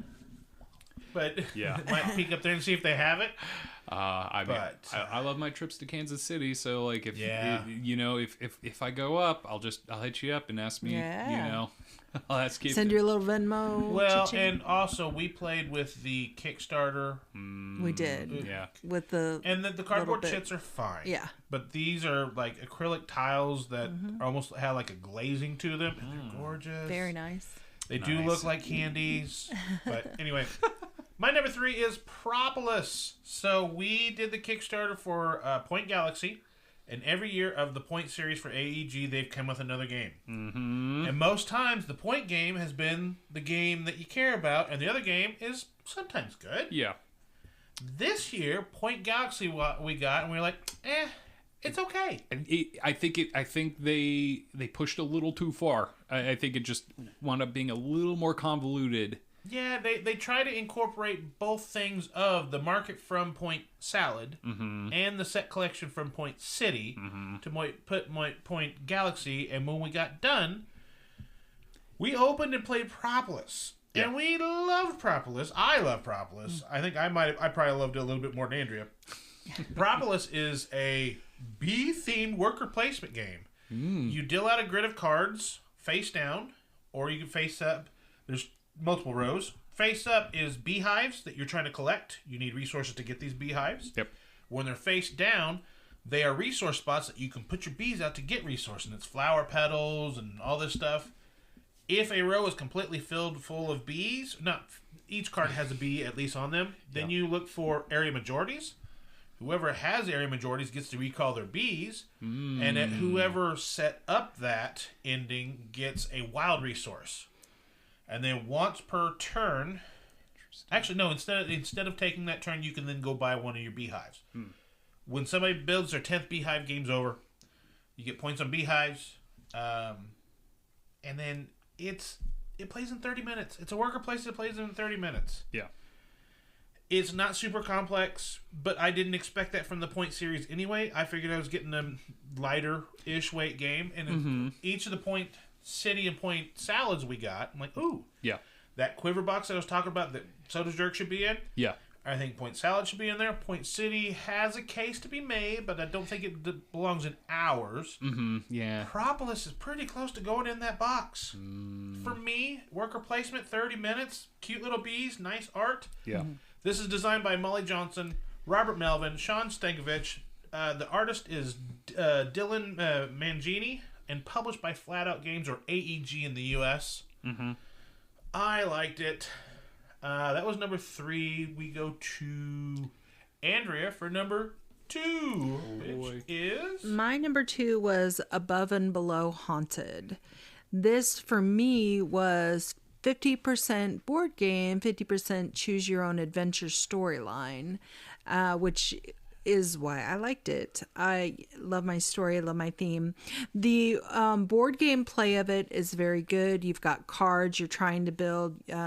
You have migrated from an old city with your citizens. You're trying to build them houses to live in, and different workers do different things. But if you go an exploring system, you have an adventure book, and you roll a dice to see. The cards are the explore cards. You'll draw an explore card, roll a dice, read off the number, and then one of your other players will read on your story what has happened and whether you gain resources or points, or you could lose points or resources. So that's interesting for me in that you're given an option. You come upon this. Do you do A or B? And you don't know what is going to be best for your board game. I remember one of Rick's was you come across birds eating the eggs of a nest. Do you chase the birds away or do you join them in the feast? And Rick chose chase the bad birds away, and so that's what he did. And then the mother bird comes home and she's like, they didn't eat all of my eggs. How insulting. I have very high quality eggs. You lose 2 points and 2 resources. I lost. So it's very cute and entertaining, and a lot of times would just go exploring just to see where the story would lead me, not just because it was the right move to get more points. Yeah. My number 2 is a race game I alluded to earlier. This is Hot Streak. This is CMKY Games. This is the game that Metagames only got so many copies. I got my copy, and I got one for a friend for the Christmas party. And they immediately sold out, and it took them right until a day or two before New Year's Eve for them to get more copies in. Designed by John Perry, published by CMYK Games. I think I said that. But on it's if you've played Ready, Set, Bet and other racing games, fun, tension. Yeah. It's that except for comical. It's Ready, Set, Bet, except for the horses can turn around and head back the opposite direction, or they can just trample each other and knock each other out of the race. Yeah. Hot Streak is the race of 4 mascots: Gobbler the bear, Dangle the fish, Mum the Queen. The Queen, and what's the hot dog? I can't remember Hot Dog's name. We just call him Hot Dog. It's like Hootie or something. Hootie the hot dog. I don't know. Anyway, you take a deck of cards. You give everybody 3 cards, and then depending on player count, you show and reveal everybody what's going to be in the starting deck. This is the possible moves that everybody could do. Then everybody starts selecting betting tiles, and the tiles, each character has 3 betting tiles from really good down to not quite as good. Yeah. As you go down, they get less value, and when you take them, you either take the safe bet, which has really good for first, pretty good for second, okay for third, or you flip it to risky, which goes really, really good for first, meh for second, to maybe you got $1 for third. Yeah. Then there's also a prop bet, like will 2 mascots be falling on the ground at the same time? Will Gobbler be at the finish line by himself? Something like that. Or will Will a mascot just run off the track and get DQ'd before anybody finishes? And there's yes and no tiles, and there's 3 of those. If you take the risky bets on those, you can actually lose money. But once everybody sees the tiles, and they see those first moves, because it's public knowledge, everybody starts taking their betting tiles. It's a snake draft. Start with 1 player, go to the last. The last player takes 2 tiles and comes back to the first. So everybody will have 2 tiles. And the more players you have in this game, the more crappy tiles people are going to have to take because everybody has to take 2 tiles. Yeah. Then you shuffle that card deck up, and then everybody then gets to submit a card. So everybody has 1 private knowledge that they're putting in that deck. Shuffle it up again. You burn 3 cards to start, and then you start flipping over the cards, and it's programmed now. Mascots start moving. They start hitting each other, start running off the track. And it's funny. It's hilarious. People will start cheering a la, ready, set, bet, or even downforce. And as soon as they start cheering, the next card comes up, and Mum turns around and starts heading back the other direction. And just, no! Oh, my gosh. It's... Ready, Set, Bet had the tension and had those stand-up dice roll moments that everybody cheered for, which was amazing and fantastic. Still, yeah. And I'm so happy we have the big deluxe game that we've played all of twice. We'll play it again. Yeah. But Hot Streak had the laughs that I love. Almost every year we have either me or Andrea has a game on our top 7 that had the most laughs. And this had the most laughs. Yeah. It was almost Magical Athlete for me. But the way some of those races can gunk up, and I really feel like Hot Streak had just gut chuckles to where some people couldn't breathe how dumb their luck was to where the Danglefish is at the end, but he's at the edge, and the very next card, he just goes off. He just leaves. Go forward 1 and left, and 1 forward puts him at the finish line, but that left takes him off of the track. So they almost made their risky bet on Dangle the Fish, but then Dangle the Fish just didn't work out for him. Yeah, definitely seems like a wackier version of Camelop. Yeah. Especially with how you were explaining like the betting tiles. I was like, that reminds me of Camelop, where like it's first come first serve on those betting tiles. They get worse if you get to them later. So that's cool. I dig that.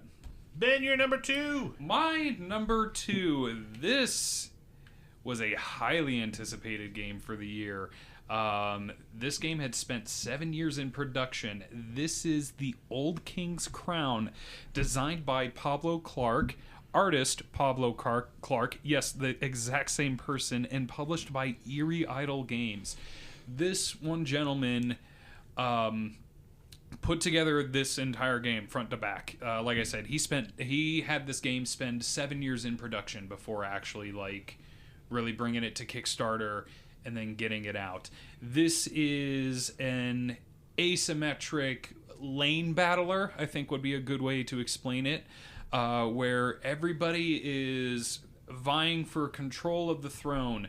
Every turn you have to take part in 3 different battles. You have a hand of cards where at the start of the game everyone's deck of cards is all the same, but each faction has asymmetric cards that fits to their play style that you can purchase later on, and you're trying to kind of outwit and outsmart your opponents because you can maybe feint that you're going to go strong in one lane and then just pivot all of your forces into another lane, where then the lane you moved into revealed to have an assassin who killed everyone else that was there.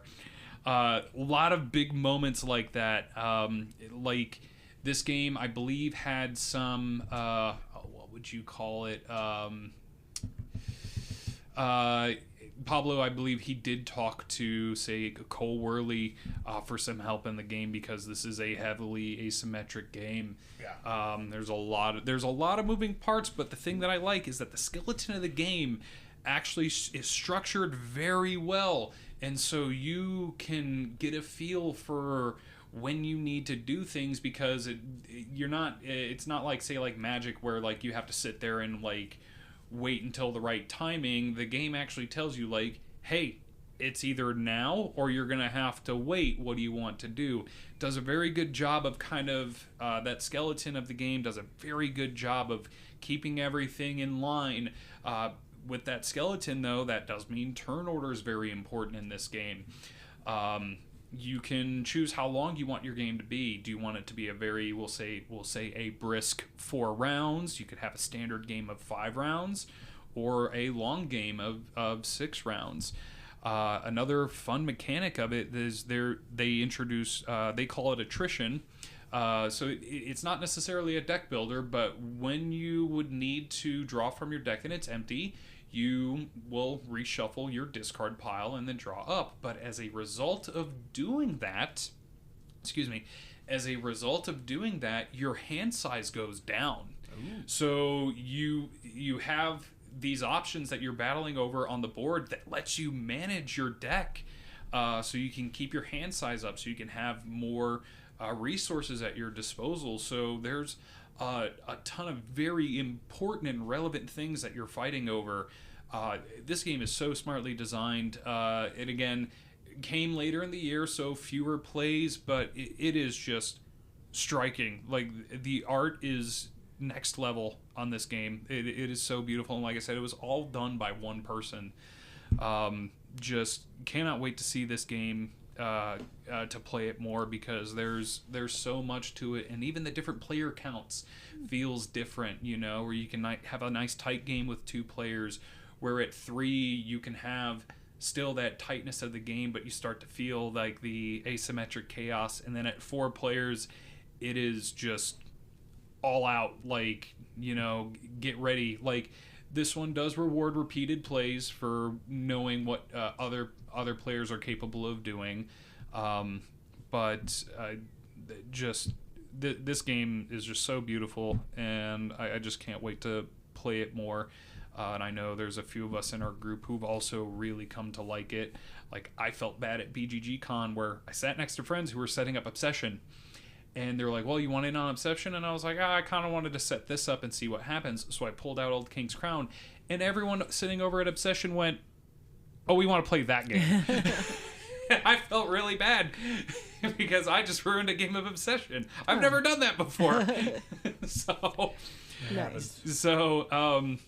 Yeah, not that game specifically, right? Yeah. So just a funny story. This game is so cool. Like, I love asymmetry, but this game is just something else. Like, I think this is a game that Magic players can get into, because there's a lot of overlap between that. So, like, I can't call it a gateway game, but it would be interesting to see somebody like that try and play this game. Yeah, because nice. Like, even when I played it, there were times where I could do quote unquote Magic the Gathering strategies, and I was like, I connected with it immediately. So nice. Yeah. And that is published by Eerie Idle Games. Thank you. And going back to Andrea's Above and Below Haunted, that is designed and illustrated by Ryan Lockett, published by Red Raven Games. Mm-hmm. That brings us to our number ones, and we're going to decide who gets to reveal theirs. In 3, 2, 1. It's going to be me. Called it. Hang on. Then myself, and then Andrea. Hang on. I'm your number one. So my number one for the year, this one is Galactic Cruise. Another really big and highly sought after Kickstarter game. Way hyped. This game is just awesome. Like, I love the theme of it. It is worker placement, but this is a worker placement game where there's only 6 action spots, but you can kick out anyone that you want. It's fine. That other player is going to get some benefits, and you might have to weigh the fact that, like, well, hey, they might get some money if I kick them out, and you just kind of have to live with it. This game is designed by TK King, Dennis Northcott, and Colton Thompson. Art by Ian O'Toole. Always good. Fantastic, especially when it comes to iconography. And this is published by Kinson Key Games. You'd have to forgive me if it looked like a Lacerda game, because it kind of does. Again, no fault to Ian O'Toole, but this game is just so cool. I love the efficiency puzzle. Like, I've played this 7 or 8 times this year, this past year. I love the efficiency puzzle of it. I love the theme of you're putting together your spaceships and you're getting people booked into these cruises and you're sending them off into space. And that progression of the game kind of makes it a little bit easy for me to teach, because I could say, like, well, the goal is to get people onto ships. Yeah. Here's all the steps that you need. Another kind of interesting facet to the game, I know we kind of talked about it, and you said you'd gotten a third of a game in. Yep. A third of a game in that game's kind of interesting, because the start of the game is kind of slow, where you're doing all this little build-up, but then, you know, I guess, pun intended, the game just kind of takes off. Where once you kind of have your engine, the game is just kind of over before you realize it, because everyone's launching ships, and then the game just kind of comes to an end, and you realize, like, cool, like, I've launched 4 or 5 times. You've got all these benefits for launching, because every time you launch, you have the opportunity to pick new power-ups that can change the course of your game, or maybe that's something you were already building to, because that is an easy thing to look at to see, like, okay, what am I going to have access to first? Do I try and build towards that? What benefits do I get for launching people into space? I know that sounds bad when I say it, but just there's so much, and I haven't gotten to play with any of the expansion content yet, but I really like that the expansion content's not necessarily adding anything extra onto what you're playing. It's just modifying what you're already playing it and kind of making it a, like, you know, like, do you want a more experienced level of play for the game? There's so much to explore. There was a Kickstarter run last year for a new expansion, where the expansion is just unlocking new content for the game that just gets to stay in. You know, you could call it campaign style, but I think that would I think that paints the game in a certain light that it just isn't. But this has been a fantastic heavy Euro game that I have enjoyed playing all year. Just need to play it more, need to find more people who've played it previously, or, you know, who might have a copy and are willing to play it a little bit more. But yeah, Galactic Cruise is my number one, hands down. Like, putting this list together, I knew from the start, like, this is the number one game. Yeah. Nice. And like you said, had we played it at least a time or two, it probably would have hit my list. Because I enjoyed what we were doing. I liked the actions, but I got to launch one ship. And Andrea looked at her watch and she goes, "It's 9:15 and we have to work tomorrow. You have to get up at 5:30. It's like, yeah. It's true.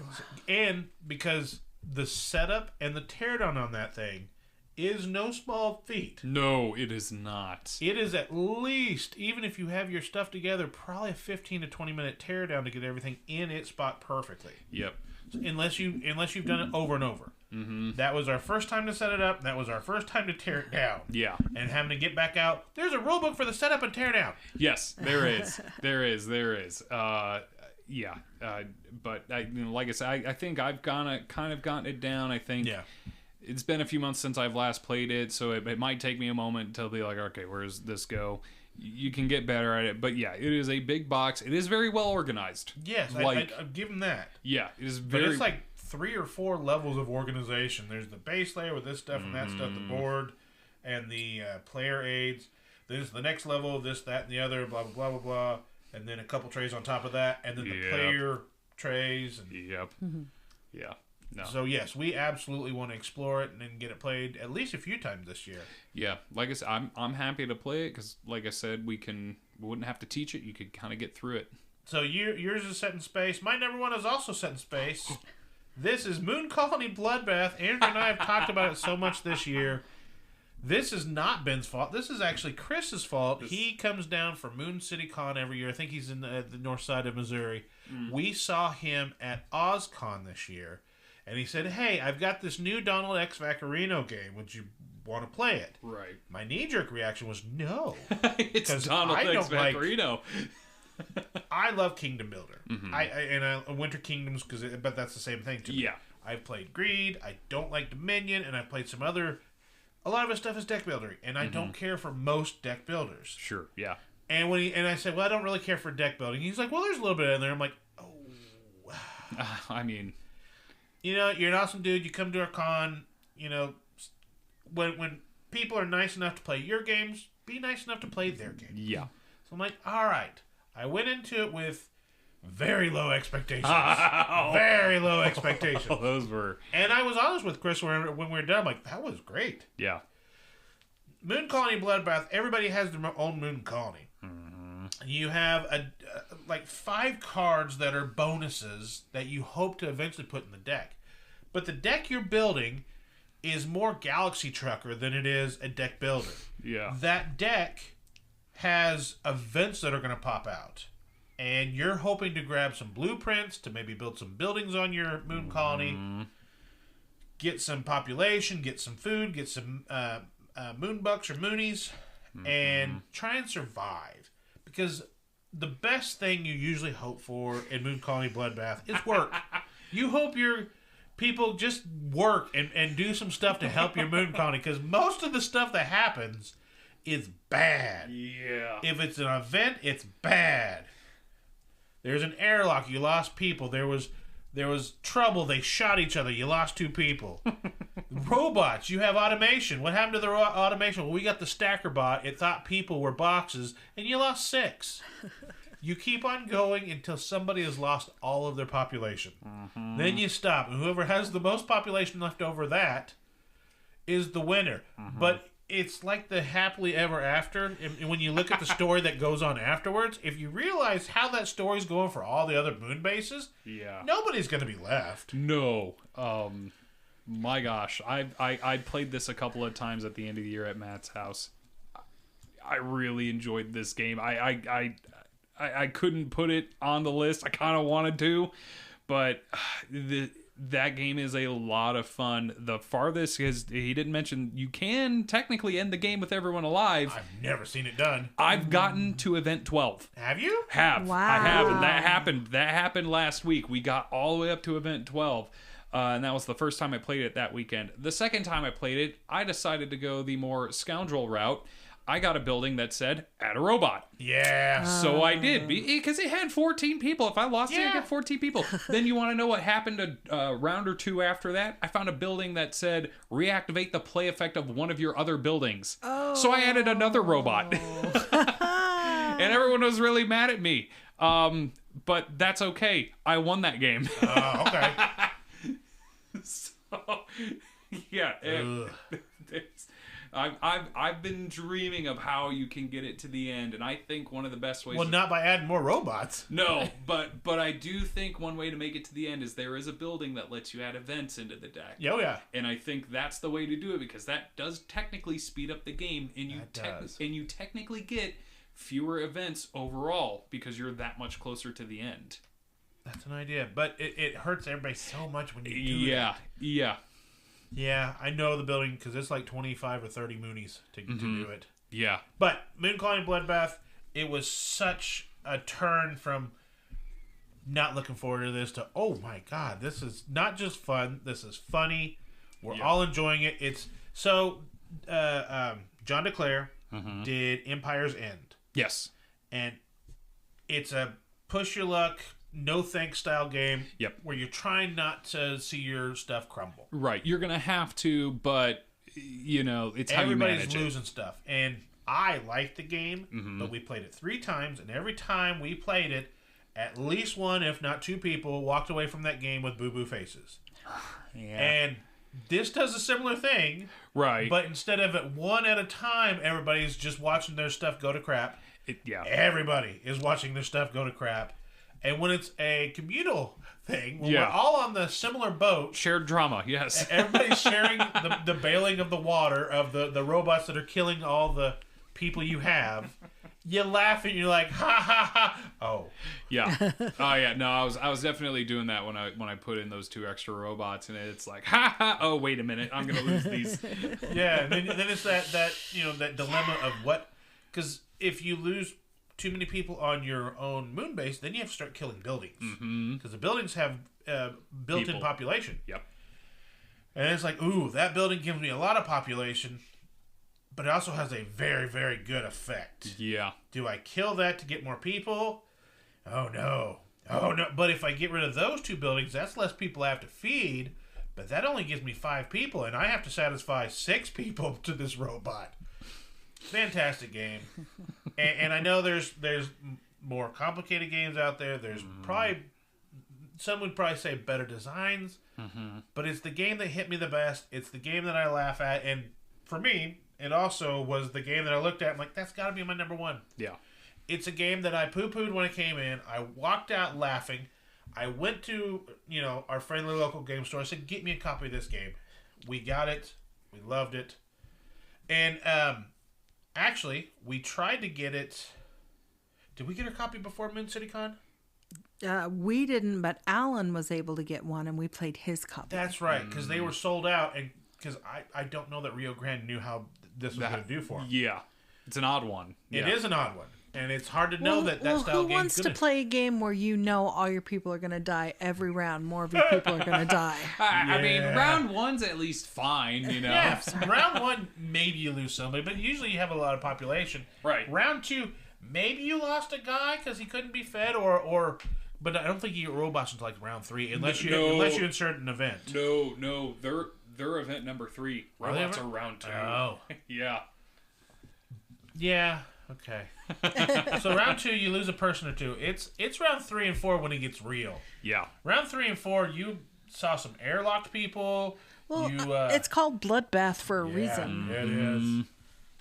Andrea, Ben and I both had galactic space-themed games. What's your galactic space-themed game for your number 1? I don't have one. I have I have high fantasy for mine. Oh, okay.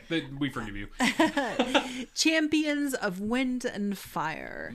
I haven't even This heard of this one. was Kickstarter exclusive. Fair. Rick got it for me as a Christmas present, and we got it in just in time for Christmas. Nice. I have complained for years about all of the high fantasy games, the dragons, even in Wormspan. I was like, yeah, but I want to ride the dragon. I want to build the dragon. I want to, I don't want to just hatch them and then, feed them. I want to interact with them, and that's what you do in this game. You get a base dragon, and you train him using spells, and you can upgrade his wings and his tail. And then after you've got him trained up and you've got him, all of his stats real good, then you enter him in a tournament and you play against the other players. And who's got the best fire breath? Who's got the best wings? Yeah, and who's got the very strongest best tail? Family friendly. You just set the stats. Yeah. But in the more advanced, you have to decide which of your resources are you spending for the tournaments. So they're not just static anymore. You're going to spend them. Interesting. So we played, and we've only had it just a week or 2 because it was a Christmas gift. And we did play just the base version, and we want to play the upgraded advanced variants as well. But if you're playing with the kiddos and they just want to, build their dragons, you can, but you move on to the more advanced tournaments and stuff, which I am excited to do. And then we also have the first expansion, the all-in expansion, that is the race. So not only do you train your dragons up, then you enter them in a tournament, then you have a race. So we're excited to play through that. And that is Champions of Wind and Fire by ID Venture, designed by Oleg Melshin. The artist, there's 2 artists. There's Evgeny Shvek and Viktor Zabrunodev. Once again, I butchered that. I apologize. Honorable mentions. We've mentioned so much on here. I don't have an honorable mention now. You We've really already mentioned all your mentions. I see what you written down and have written down, and they're Everybody's mentioned each one of my honorable mentions. So, Yeah. Andrew, you have 2 honorable mentions. One of them I've already talked about. The other, Twinkle Twinkle. This is just a little box game, but you've got a small board where it's a tile laying, and the little acrylic crystal clear tiles have stars on them, and you are arranging your little what you call it, night sky. And you score your points on who has the largest constellation or who has the most stars next to a wormhole or so on and so forth. But I really like the way this game not only looks but feels. I really like to play with those acrylic tiles. They're nice. And put them on my night sky. So I really enjoyed that one. That's designed by Ammon Anderson and published by Allplay. Ben? Me. So I've got Cretaceous Rails. That was my number 8. I know. I don't think I need to say anything else. I did put in Raising Chicago as an honorable mention. It's my hometown. I gotta show some love, but I actually really do like the game. Do you? I do. It's a good bidding game. Just not top 7 material. No, unfortunately. Ben hates it. Unfortunately not. I don't hate it. The Anarchy, which is a follow-up to Hadrian's Wall. There's a lot more to it. I've just only played it solo. Had I played it with other people, I probably would have just put it in the same slot as Skara Brae. Dragon Eclipse, which was a solo game from Awaken Realms. This one was a lot of fun because this one, I would call it a like point and click adventure of like a computer game where you have a map and you have all these different points of interest and you kind of go through and you're fighting monsters Pokemon style, so you're raising up all of these fantasy creatures. Where you can do it through the campaign. If you meet their goals, they'll become stronger. I'm interested. I'd be willing to loan it out once I actually complete the campaign. Everdell Silverfrost. I backed this one sort of with lowish expectations, but I think it really built well upon the Everdell system. It's the heavier cousin to Everdell. There's just a lot of new interesting things about it. The combos and actions are, I think, far more interesting in this.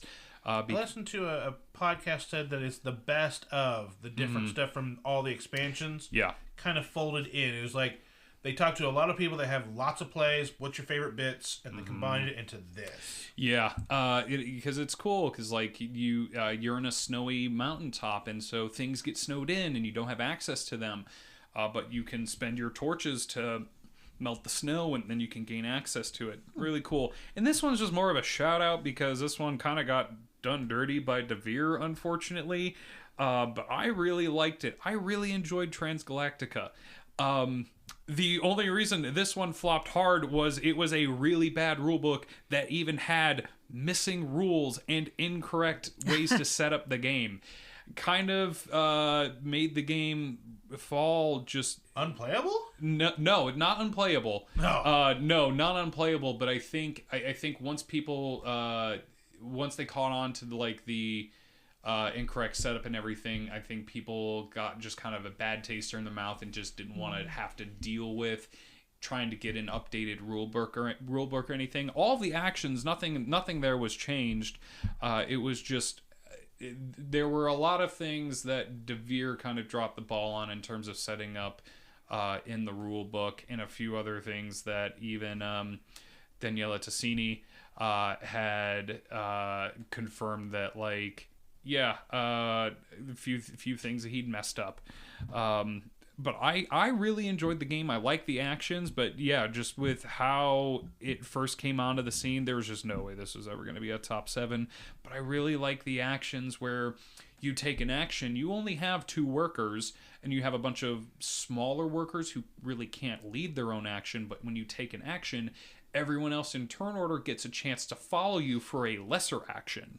So you can take 2 big actions in a round, and that's it. So, I think there's a lot of neat things here, but just kind of a few things were just done poorly. I just need to print out the updated setup from BGG, and I'll be all set with it. So, right on. Well, those were our favorite 7 games from 2025. What were some of yours? Leave us in the comments below if you're watching on the YouTubes. Go over to our Facebook page at facebook.com/Hobby Gaming Network. But until next time, keep gaming in the 417. Goodbye. Goodbye. The 417 Gamer podcast is recorded and produced by Andrea and Rick Bagwell. The intro music we use, Kind, Gentle, Beautiful Person, and the outro music, Making Up for Lost Time, was created by Origami Reptica. For links to our show notes, the music, and guest links, head over to our Facebook page at facebook.com/Hobby Gaming Network. Until next time, keep gaming in the 417.